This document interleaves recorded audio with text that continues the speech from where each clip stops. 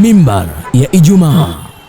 Naitwa Omari Rashid Mbuta, mkazi wa Mwembe Yanga Temeke.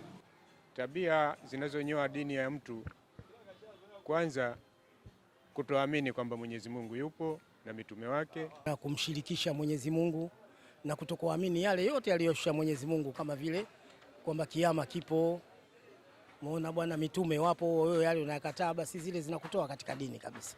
Mtu akitoka kwenye dini yake anaritadi, akiritadi huyo sio Muislamu tena. Kwa hiyo anapofanya, yani anapojitoa katika dini akawa dini nyingine, basi huyo shakuwa kafiri, sio Muislamu.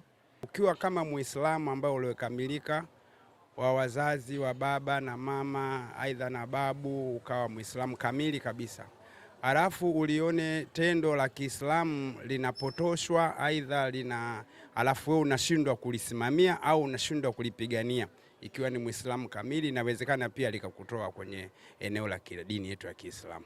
Mimi naomba Mungu tu kwamba hizo tabia kama anazo mtu aache. Kishki TV, nuru ya dini yako.